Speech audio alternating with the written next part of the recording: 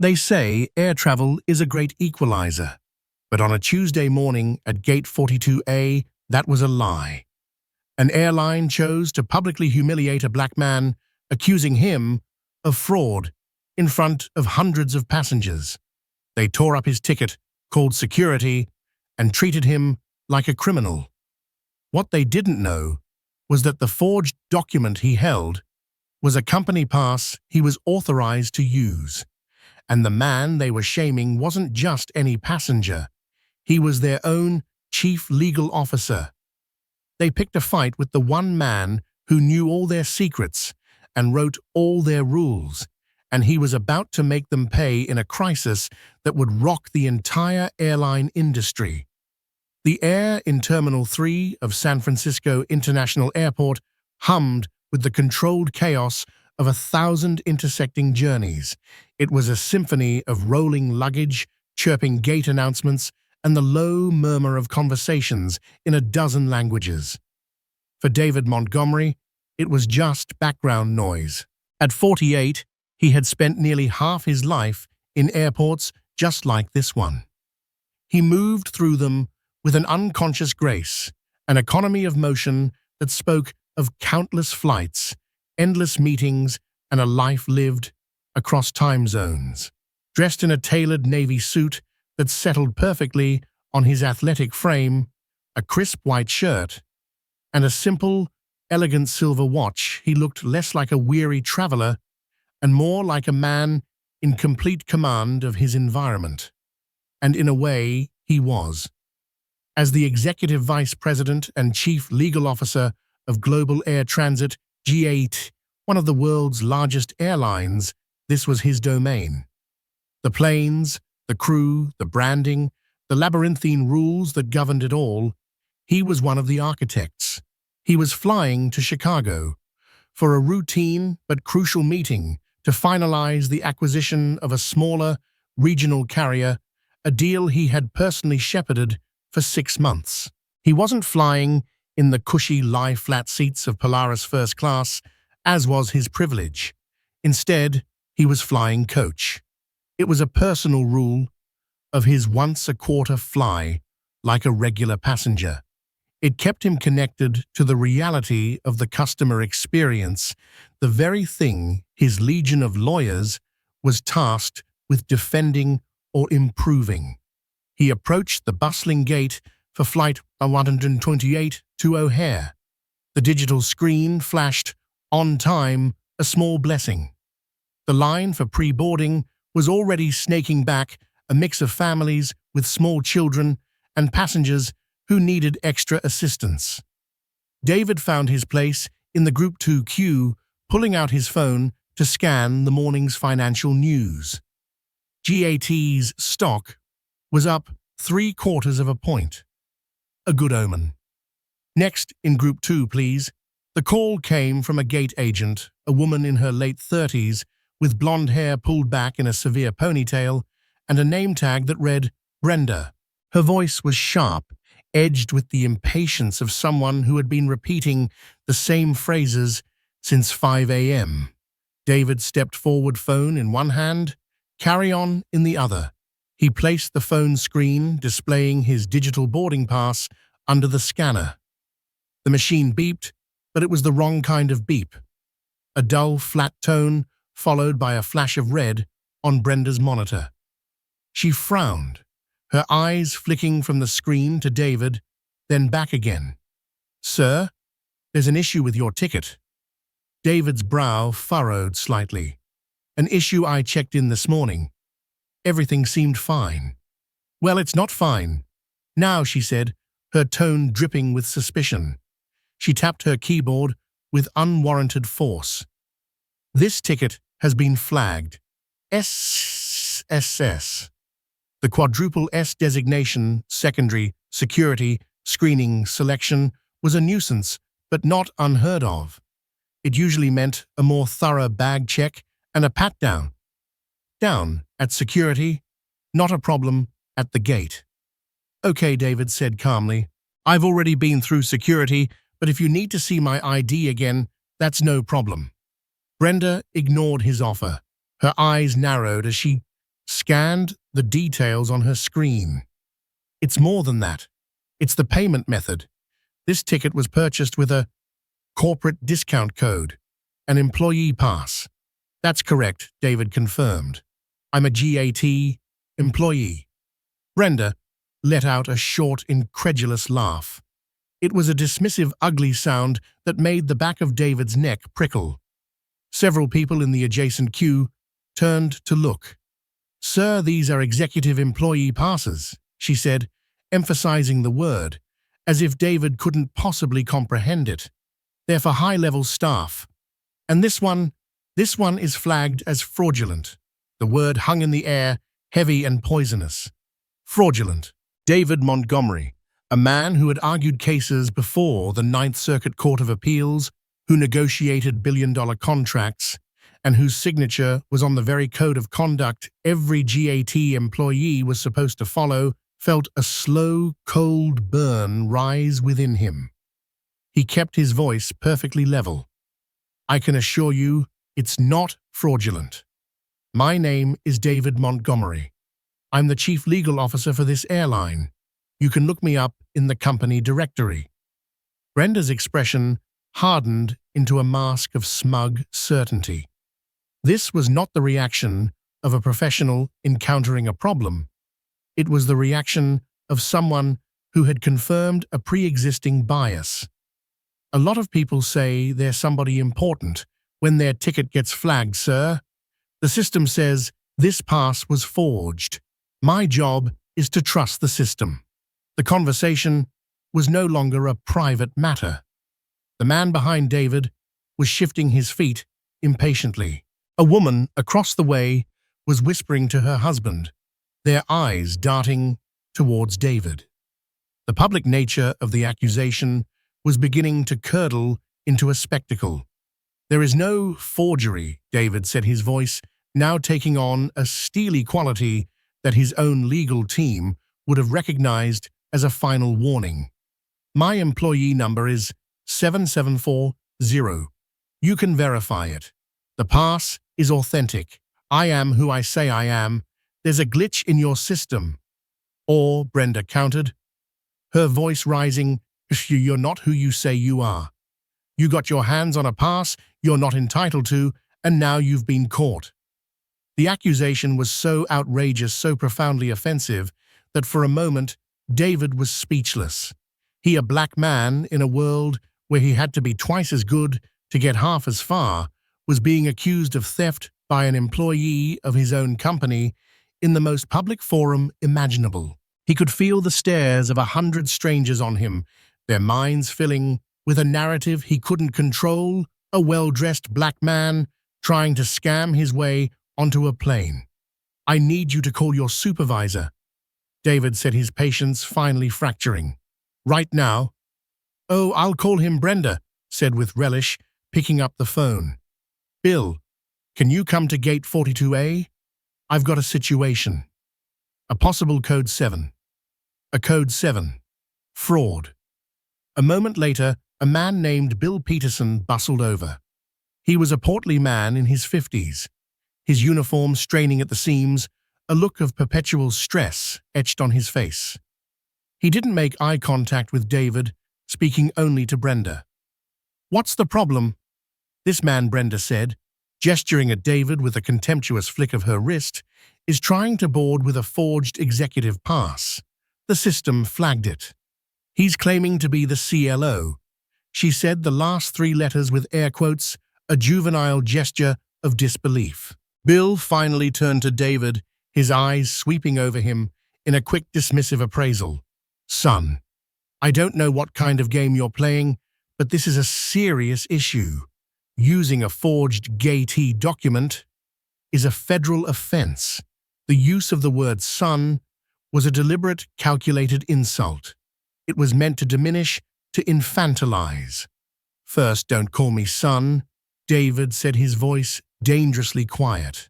"Second, for the last time, the document is not forged. I am David Montgomery. Here is my driver's license. Here is my corporate ID." He laid them on the counter. His GAT corporate card was the highest level black, with a simple silver GAT logo, his name, and his title, Chief Legal Officer. Bill glanced at the IDs, but didn't seem to truly register them.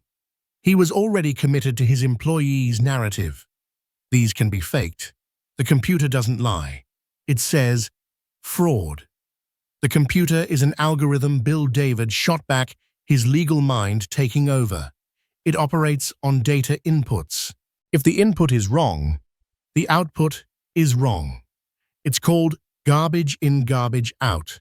Now, are you going to make a call to corporate security to verify my identity, or are you going to continue to publicly defame me and my character in front of your customers? The threat of legal language seemed to finally prick Bill's bubble of authority. He hesitated. But Brenda, doubling down, jumped back in. He's threatening us now. Bill, don't let him bully you. The final boarding call for Flight 128 echoed through the terminal. David's meeting in Chicago, the culmination of a half-year of work, was slipping away. But this was no longer about a flight. It was about his dignity. Okay, that's it. You're done, Bill said, making his decision. He reached over, snatched the printed boarding pass receipt David had been holding, and tore it in half with a theatrical rip. Your ticket is cancelled. You are denied boarding, and I'm flagging you in the system. You won't be flying GAT again anytime soon. He then turned to the remaining passengers in line.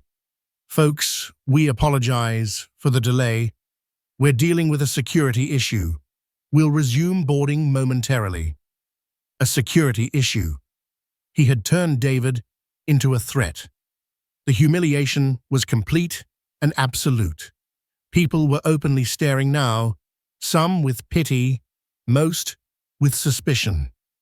2 airport police officers, having noticed the commotion, began to stroll casually in their direction. David knew that if he raised his voice, if he showed a fraction of the rage boiling in his chest, he'd be the one in handcuffs. He took a slow, deliberate breath. He picked up his corporate ID and driver's license from the counter. He looked at Brenda, whose face was flush with victory. He looked at Bill, who stood with his chest puffed out, a petty tyrant, on his little fiefdom of linoleum and carpet. They had no idea who they had just crossed. They saw a black man they could push around. They didn't see the man who had written the very airline policies on passenger conduct and employee malfeasance they were now violating. They didn't see the man who had access to the personal cell phone number of every member of the board of directors. He gave them a long, cold look, a look that promised a reckoning. Then he turned his back on them and the plane he was meant to be on. He walked away from the gate, the whispers and stares following him like a physical stain. As he walked, he pulled out his phone. He didn't call his wife or his assistant. He scrolled through his contacts to a number labeled Marcus Thorne, the chairman of the board of Global Air Transit. He pressed the call button. Marcus, he said, his voice as calm and steady as a frozen lake. It's David. We have a problem, a 5-alarm fire, and I am standing in the middle of it. The battle for Flight 128 was lost. The war for global air transit had just begun. David walked not aimlessly, but with a chillingly precise sense of purpose. He bypassed the bustling JAT customer service desk, knowing it would be a swamp of bureaucratic indifference. He ignored the GAT Admirals Club, which he could have entered with a flash of his credentials to find a quiet space. Instead, he found an empty gate area 24 numbers down from the scene of his humiliation, a sterile, quiet corner of the terminal that was for the moment his war room. He sat down, placed his briefcase beside him, and looked at his reflection in the dark floor-to-ceiling window. The man staring back was composed, his tie still perfectly knotted, his expression unreadable. But inside, a meticulously controlled inferno was raging. It wasn't just anger, it was a cold, forensic fury. He was being treated like a caricature, a stereotype he had fought his entire life to defy, and it had happened within the walls of his own castle. Marcus Thorne, the chairman, had answered on the second ring. His voice, usually a booming baritone, had been tight with concern. "David, what's wrong? You sound off. Is the acquisition okay?" "The acquisition is the least of our worries right now," David had replied, his voice low and even. He recounted the events at Gate 42A. He didn't embellish or editorialize. He presented the facts with the dispassionate clarity of a legal brief: the initial flag, the accusation of fraud, the names Brenda and Bill, the public pronouncement of a security issue, and the theatrical tearing of his boarding pass. There was a stunned silence on the other end of the line. Marcus, a titan of the industry who had seen everything, was momentarily speechless. "They did what?" Marcus finally exploded, the sound crackling over the phone. "To you, our CLO. Are they insane?" "That's a question for a psychologist, Marcus. My questions are legal and operational," David said. "I need two things from you immediately. First, I need you to not call Sarah. Not yet." Sarah Jensen was GAT's CEO, a charismatic leader with a brilliant mind for marketing, but a known aversion to messy operational details. David knew her first instinct would be to delegate this to a subordinate for a quick, quiet resolution, and he could not allow that. This required a surgical strike, not a band-aid. "Why not?" Marcus asked, surprised. "Because I need to see the unvarnished internal response.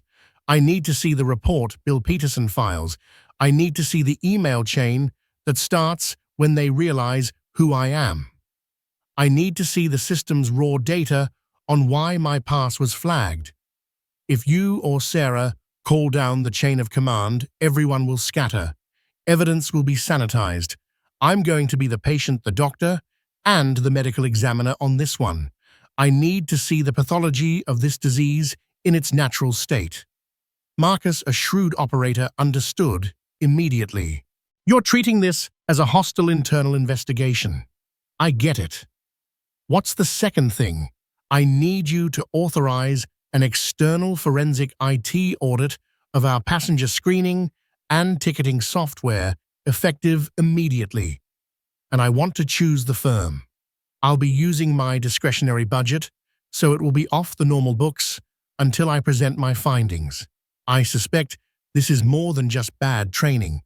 The system shouldn't be able to flag an active top-tier employee pass as fraudulent without multiple manual overrides. Something is deeply wrong." "Done," Marcus said, without hesitation. "Whatever you need, David. This is unacceptable on a level I can't even articulate. Keep me posted." After hanging up, David made his second call. This one went to a woman named Anya Sharma, the sharpest and most trusted senior counsel on his legal team. She was a brilliant lawyer in her early 30s, with a bulldog's tenacity and an unwavering loyalty to David, who had mentored her since she was an intern. "Anya, change of plans," he said, his tone all business. "Cancel my Chicago trip. Draft a standby litigation hold notice for all communications, email, text, internal messenger, everything related to passenger incidents at SFO for the past 48 hours. Don't issue it yet. Just have it ready to deploy on my signal. Also, I want you to pull the complete HR files for 2 employees, a gate agent named Brenda, last name unknown, and a ground supervisor named Bill Peterson, both based at SFO. On it, Anya said, her voice betraying no surprise. She knew David's moods. This was his crisis voice. Is everything all right? No, David said plainly, but it will be. One more thing. Get me the direct contact for the head of station security at SFO, not the GAT manager, the airport police liaison.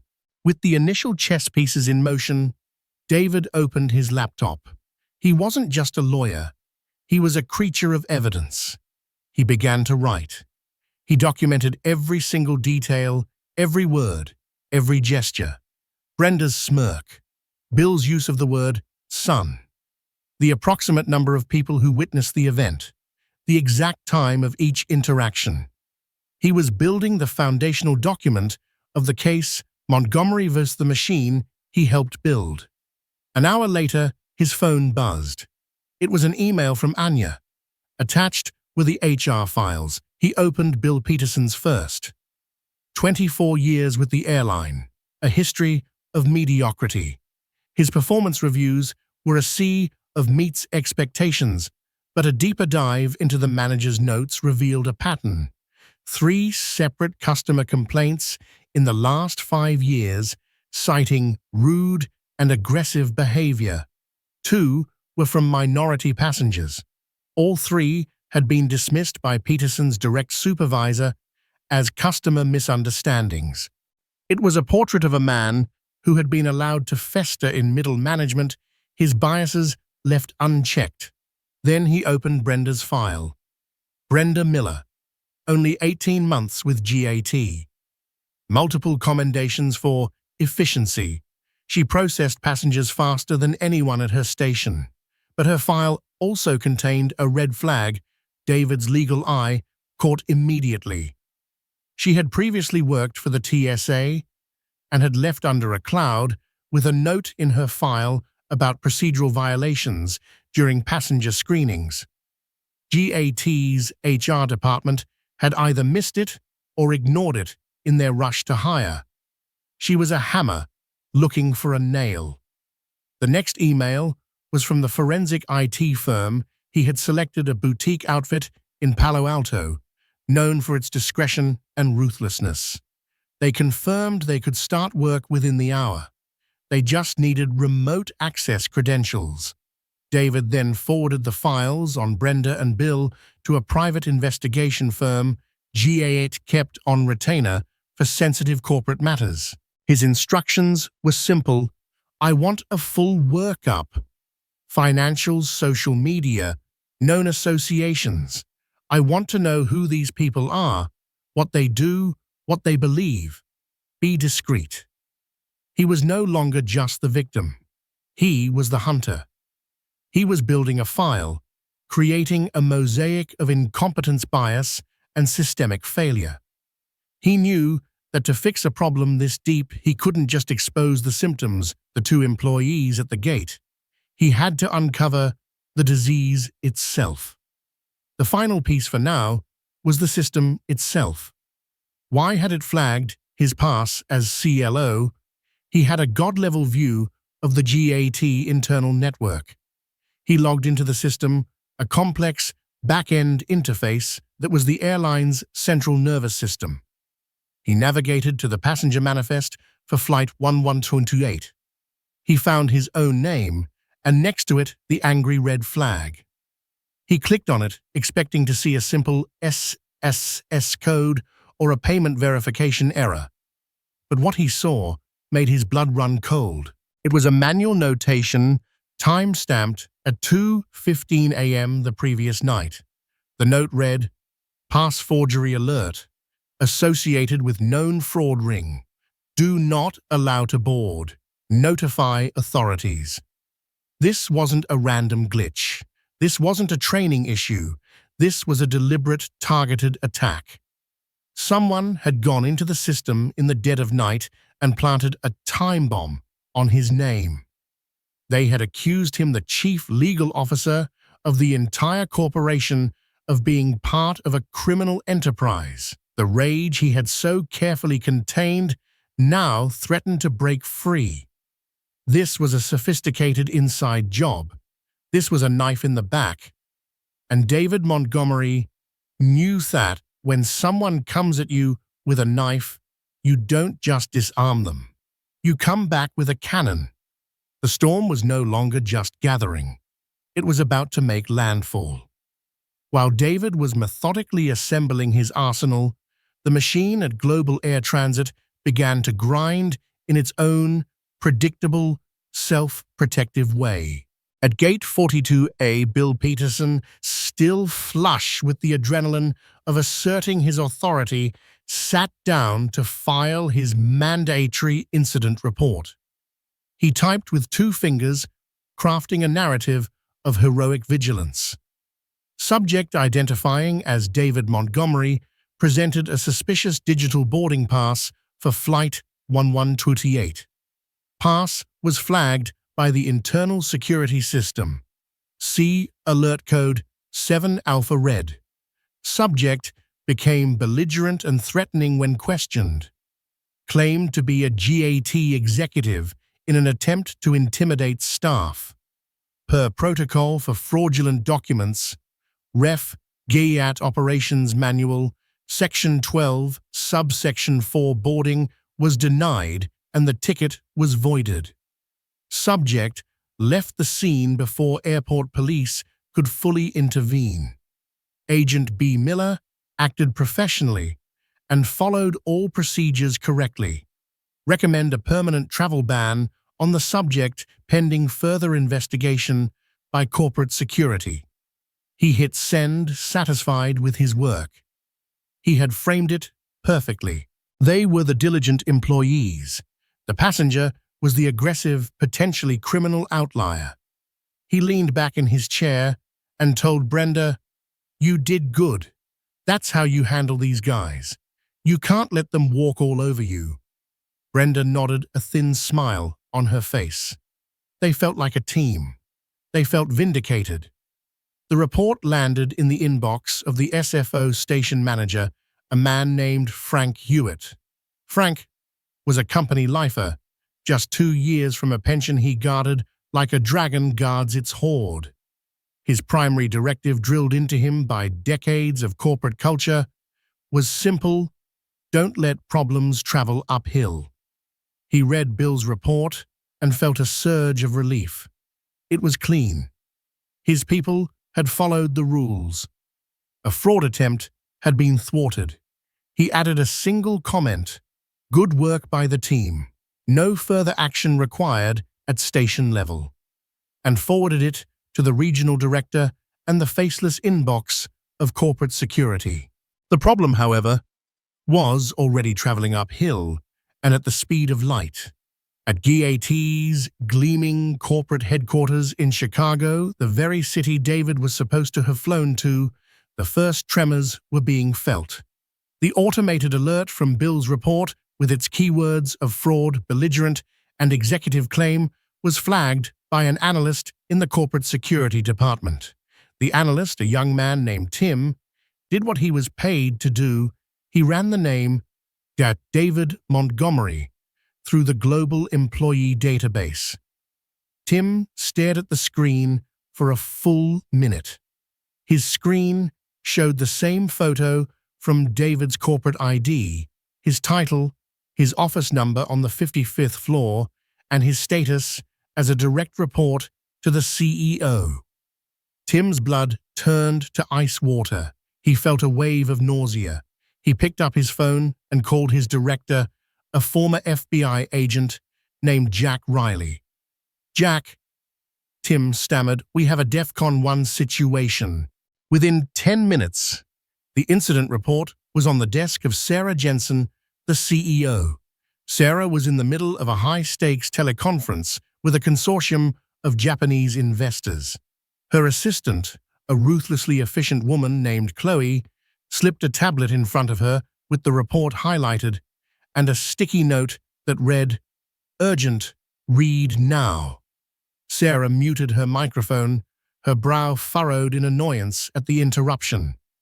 As she read, her face went through a rapid series of transformations, from irritation to confusion, then to dawning horror, and finally to white-hot rage. She slammed the tablet down on her mahogany desk with such force that the investors on the other end of the call could hear the bang. Gentlemen, she said into the speakerphone, her voice suddenly tight. Forgive me. A critical internal matter has just come to my attention. We will have to reschedule. She hung up before they could reply. Get me Frank Hewitt at SFO on the line now, she roared at Chloe. And get Jack Riley in my office 5 minutes ago. The call to Frank Hewitt was brief and brutal. The station manager, who had been basking in the glow of a problem well handled, was utterly unprepared for the hurricane that screamed through his phone. Frank, what in God's name is happening at your station? Sarah yelled, forgoing any pleasantries. You have 2 employees who just denied boarding to my chief legal officer and accused him of being a criminal. Are you out of your mind? Frank's world imploded. Who, David Montgomery? The CLO? No, that can't be right. The report said the guy was an imposter. Did you or your people do the single most basic thing and check the employee database? Did you look at his corporate ID? Or did you just take the word of a computer screen and a gate agent over the man whose department signs off on every single one of our contracts? I, Frank stammered, his career flashing before his eyes. This is your mess, Frank. You fix it. Find Mr. Montgomery.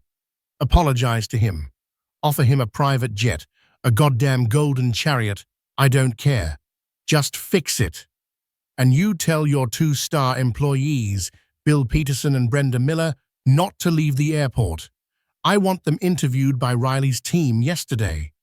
She hung up on him, leaving him in a state of shock. Immediately, a different kind of corporate machinery kicked in the cover-up. Sarah's second call was to the head of public relations, a slick operator named Richard Vale. Rich, we might have a bomb on our hands, she said, her voice now cold and controlled. A VVIP passenger incident at SFO. Potential discrimination angle. I need you to get ahead of it. Prepare a statement. Something about a misunderstanding, a systems error, swift and decisive action being taken. The usual. Who was the passenger? Richard asked. Sarah hesitated. Admitting it was their own CLO would make the story 10 times worse. A valued elite member. That's all the detail you need for now. Just get it ready. Her instinct was to contain, control, and manage the narrative. The problem was she was trying to build a dam when a tsunami was already on its way. And she had made a critical error. She still hadn't tried to call David Montgomery directly. In her mind, David was a problem to be managed, not a colleague to be consulted. Down at SFO, Frank Hewitt, now in a full-blown panic, scrambled to find David. He called David's cell phone, but it went straight to voicemail. David was letting it. He watched the call from Frank Hewitt come in, and he declined it. He was not going to let them handle this with a quiet, back-channel apology. This was going to be loud. Frank then dispatched every available manager to sweep the terminal, the clubs, the restaurants. Find him, he bellowed, and be respectful. Meanwhile, Bill and Brenda were pulled off the gate and told to wait in a windowless break room. The initial thrill of their victory had evaporated, replaced by a gnawing anxiety. What's going on, Bill? Brenda asked, her voice trembling slightly. Why are they looking for that guy? I don't know, Bill grumbled, though a sick feeling was starting to form in his gut. Management's panicking. Probably afraid he'll sue. Don't you worry. We followed procedure. The system flagged him. It's not on us. But it was on them, and the system was about to become their worst nightmare. In his quiet corner, David received another email. This one was from the forensic IT firm. It was short and chilling.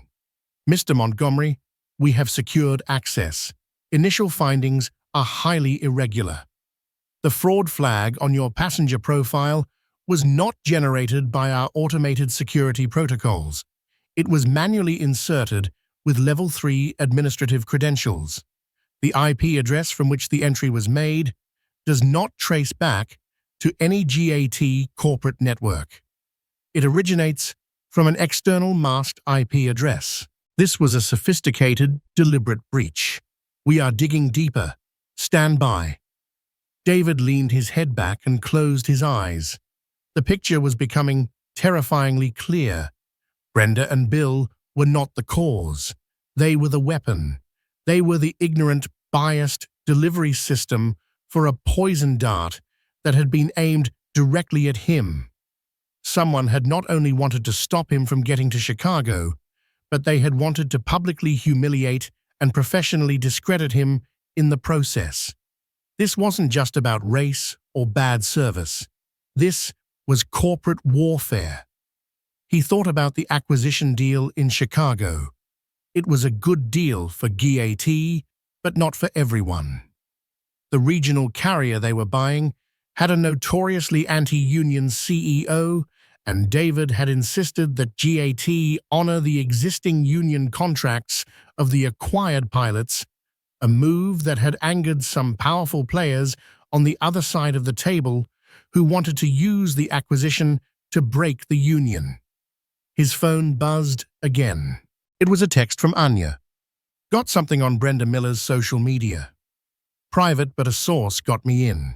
She's part of several Blue Lives Matter and support our TSA groups. A lot of anti-immigrant and racially charged memes. Standard stuff, but the pattern is there.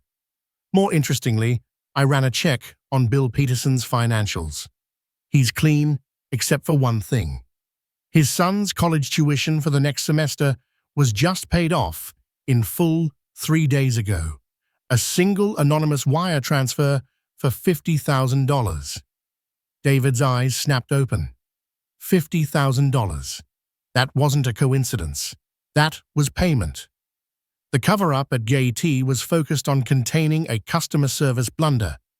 But David now knew he was dealing with a criminal conspiracy, and the conspirators had made the fatal mistake of thinking he was just another victim. He stood up, straightened his tie, and began walking towards the GAT Admirals Club. He knew Frank Hewitt's posse would be looking for him there. It was time to let himself be found. But he wouldn't be meeting them as a victim seeking an apology. He would be meeting them as the chief legal officer, about to take control of the investigation that would tear their world apart. When David Montgomery walked into the pristine, hushed environment of the Admirals Club, the shift in atmosphere was instantaneous. Frank Hewitt, the station manager, saw him first. Frank's face, already pale with stress, went completely ashen. He looked like a man who had seen a ghost. David didn't wait for him to approach. He strode directly to the service desk, where a manager he recognized, a sharp woman named Maria, was fielding calls. Maria, David said, his voice calm and authoritative, cutting through the nervous tension. Please secure your quietest conference room for me. I need a speakerphone, a secure Wi-Fi connection, and 2 pots of coffee. I will be meeting with Mr. Hewitt, Mr. Peterson, and Ms. Miller in 10 minutes. He didn't ask. He commanded. Mariah, who knew exactly who David was, simply nodded and said, "Yes, Mr. Montgomery, right away." Frank Hewitt scurried over, his hands clasped in front of him like a supplicant. "Mr. Montgomery, David, sir, I am so sorry. This has been a catastrophic misunderstanding, a systems error. I can't apologize enough." David turned his gaze on him. It was a cold, dispassionate look that seemed to see right through Frank's panicked, pre-rehearsed apology. "A misunderstanding, Frank, is that what you're calling it?" David said, his voice dangerously soft. "Your staff accused me of a federal crime in a public space. They announced I was a security threat. They destroyed my travel documents. That's not a misunderstanding. That's a series of deliberate actions, and we are going to discuss them. Go and get your employees' conference room. 10 minutes." Frank practically ran to carry out the order. While he waited, David made another call, this time to Jack Riley, the head of corporate security, who was now in a jet on the tarmac at O'Hare, about to fly to SFO on the CEO's orders. "Jack, divert your plane," David commanded. "What David Sarah wants me there personally to. I don't care what Sarah wants. Right now, I care about the integrity of this investigation." David cut him off. The crime didn't happen in San Francisco. It happened in Chicago. The IT audit traced the hack to a masked IP, but the secondary routing data points to a network address within a mile of GAT headquarters. This was an inside job, and the perpetrator is near you, not me. I want you to go back to the office. Secure every log, every keycard entry record, every security camera feed from the 50th floor up for the last 48 hours. I'm looking for anyone who accessed the building between 1 a.m. and 3 a.m. the night before last. Jesus, Jack breathed. You really think another exec did this? I think someone paid Bill Peterson $50,000 to ensure his compliance, and I think that same someone planted a flag on my ticket to stop me from closing the acquisition deal. Now go. You're my eyes and ears in Chicago. He hung up just as Frank returned with Bill and Brenda in tow. They looked terrified. The smug confidence they'd had at the gate was gone, replaced by the slack-jawed fear of people who know they have made a career-ending mistake. David led them into the conference room and shut the door. He took his place at the head of the table. He gestured for them to sit. They sat. He let the silence hang in the air for a long moment, fixing each of them with his unwavering stare. Finally, he spoke to Bill. "Mr. Peterson," he began, "in your incident report, you stated that you acted per protocol. Can you please cite the specific section of the GAT operations manual that instructs you to publicly accuse a passenger of fraud without first verifying their identity through the corporate directory?" Bill swallowed hard. "Well, sir, the alert code is a suggestion, not a conviction," David snapped. "Your job is to investigate, not to adjudicate. And it certainly isn't to be judge, jury, and executioner at the boarding gate. Did you at any point attempt to look me up in the employee database? We were busy? No, you made an assumption. You saw a black man, and you decided he couldn't possibly be a senior executive. You decided he must be a bush who was playing a game. Am I wrong?" Bill stared at the table, his face turning a blotchy red. He couldn't answer. David then turned to Brenda. "Ms. Miller, you were the first point of contact. You claim the system flagged the pass as forged. I have seen the alert. The word forged does not appear. The alert that our IT team can verify was a simple payment verification required flag, a common error. Yet you escalated it. You told your supervisor it was a forgery. You lied." "Why?" Brenda began to cry. I thought it looked suspicious." "What looked suspicious?" David pressed. "The name, the pass, or the man holding it?" She sobbed, unable to form a coherent sentence. David leaned forward. "Let me tell you both what is going to happen now. You are both suspended effective immediately. You will be escorted from the airport. You will surrender your company credentials. You will not speak to any other GAT employee. An official HR investigation will be conducted, but given the circumstances, I would strongly advise you to seek legal counsel. I'm sure GAT's HR department will inform you of that right." He said the last sentence with a heavy, cutting irony. He then turned back to Bill. "Mr. Peterson, a final question. Your son's tuition at Northwestern. A significant expense. Congratulations on having it paid off this week. That must be a huge relief." Bill Peterson looked up, his eyes wide with sheer panic. The color drained from his face. He looked like he was going to have a heart attack. In that moment, David knew. The $50,000 wasn't a coincidence. It was the key. Before Bill could respond, David's phone, which he had placed on the table and set to speaker, rang. The caller ID was Marcus Thorne. David answered it. "David, what's your status?" The chairman's voice boomed through the room. "I'm at SFO, Marcus. I'm just concluding a preliminary interview with the employees involved," David said coolly, his eyes locked on Bill. "Good, because all hell is breaking loose here. The story leaked." "Leaked how?" "We don't know. A reporter from the Wall Street Journal called Richard Vail knew all the details, knew your name, your title, the flight number. He said his source told him the airline is trying to cover up a racially motivated attack on its own top lawyer. Richard is in a full panic. Sarah is trying to draft a press release, but she's flying blind." David felt a grim sense of satisfaction. Someone wanted this story out. The conspirator wasn't just trying to stop a deal. They were trying to burn the whole house down, with Sarah Jensen and David Montgomery inside it.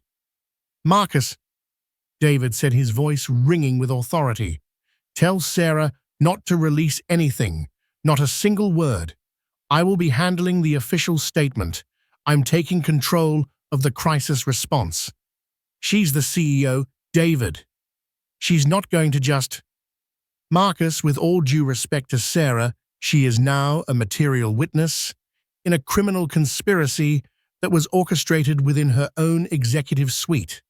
She is compromised. This is no longer just a PR issue. This is a matter for the General Counsel. You hired me to protect this company. Let me do my job." There was a pause. Then, "What do you need?"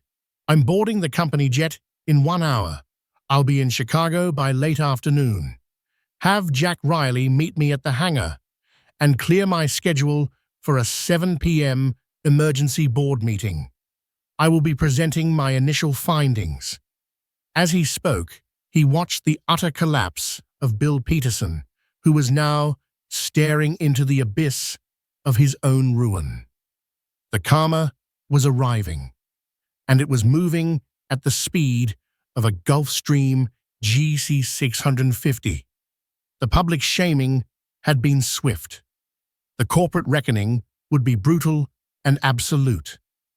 The stock price, which had been up that morning, began a slow, then precipitous fall as the first alerts from the WSJ story hit the trading floors. The fire was spreading. The flight from San Francisco to Chicago on the GAT corporate jet was a study in cold, controlled fury. David didn't look at the plush leather seats or the polished mahogany finishes. He sat at a conference table, his laptop open, his phone to his ear, orchestrating a multi-front war against the company he was sworn to protect. The irony was not lost on him. While in the air, he directed Anya to officially deploy the litigation hold she had prepared. Instantly, a digital iron curtain fell around all communications at GAT. Every email, every text, every internal chat log related to the incident was now frozen, preserved as evidence. He was locking down the crime scene. He spoke with the lead investigator from the PI firm. The $50,000 transfer to Peterson's son. David said, "I don't want to just know where it came from. I want to know the bank, the branch, the account number, and the name of the teller who processed it. I want a photo of the person who made the wire transfer. Go." He then conferenced in the forensic IT team. "The hack. You said the IP was masked but routed near headquarters. Pinpoint it. I want a building. I want a floor. I want an office number." He was a general, commanding his troops, and by the time the jet's wheels touched down at a private hangar at Chicago Midway, the battlefield was taking shape. Jack Riley was waiting for him on the tarmac. The ex-FBI agent looked grim. "You were right, David," he said, skipping any greeting. "We pulled the logs. Only one exec-level keycard was used to access the 54th floor between 1 and 3 a.m. Tuesday morning. The 54th floor housed the operations and strategy departments." "Who?" David asked, his voice flat. "Kevin Haas, Executive VP of Strategy." David stopped walking. Kevin Haas, of course. It made perfect, sickening sense. Haas had been the primary internal opponent of the regional carrier acquisition.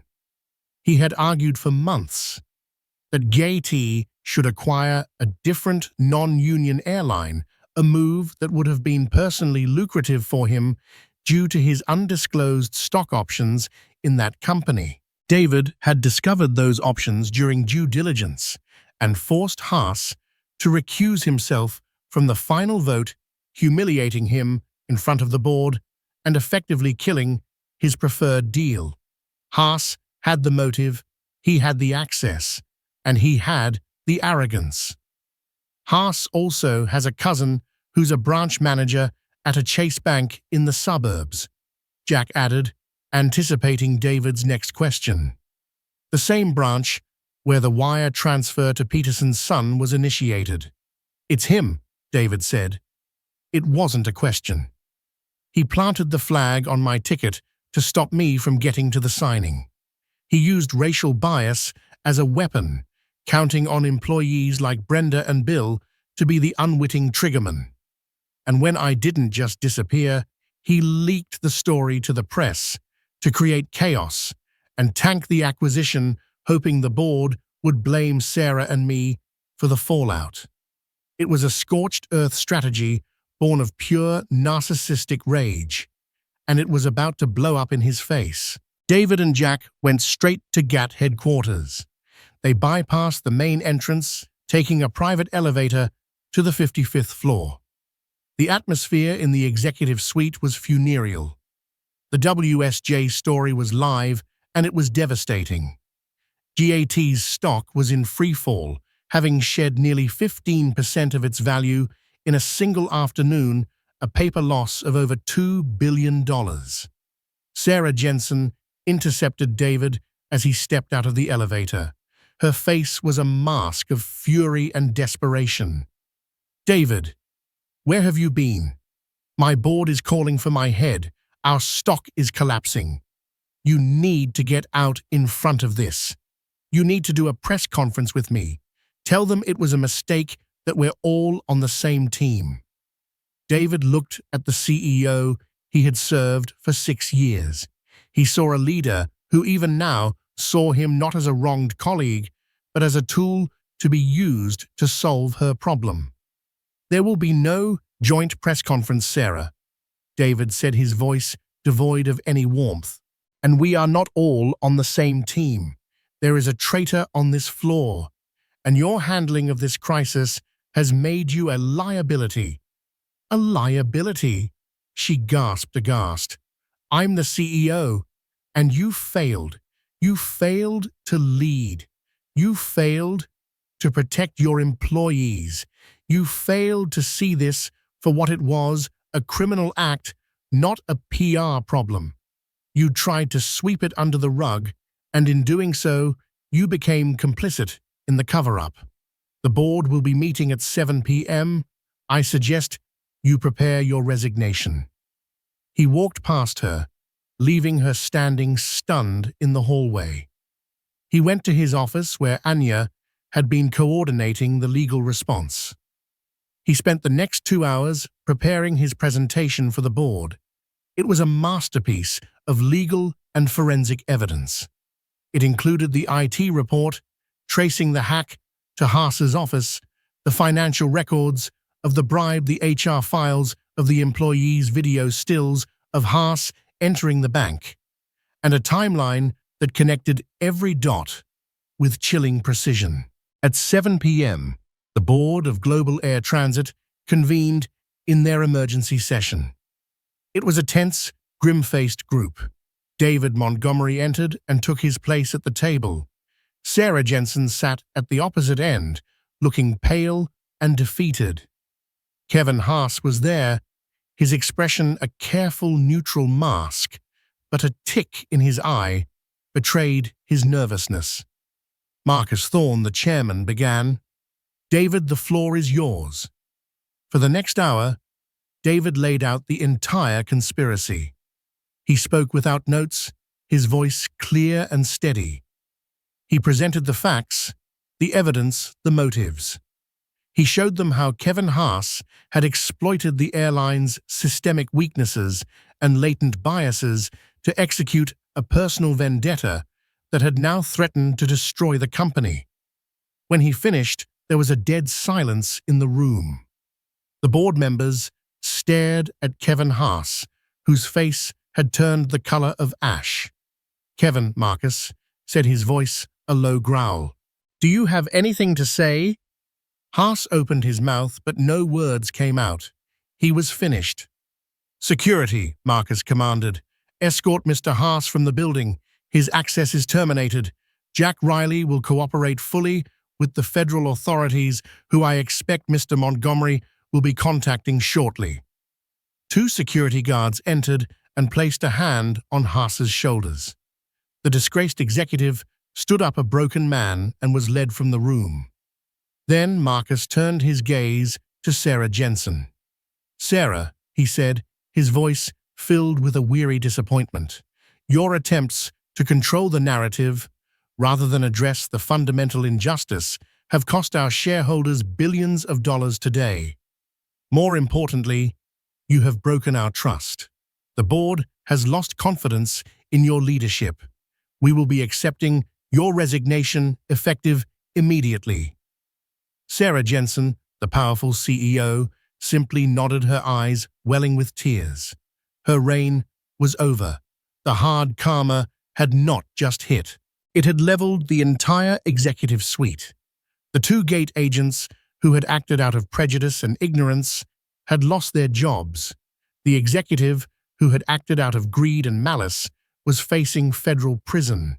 And the CEO, who had acted out of hubris and incompetence, had lost her empire. In the rubble, only one man was left standing. "David," Marcus said, turning to him, "the company is in crisis. It needs a leader who understands its deepest flaws and has the integrity to fix them. The board is asking you to step in as interim CEO." David looked around the table at the expectant faces. This was not a position he had ever wanted or sought, but he knew he was the only one who could right the ship. He was the only one who knew exactly where all the leaks were, because he had been forced to plug them himself. "I accept," he said. The reckoning was over. The rebuilding was about to begin.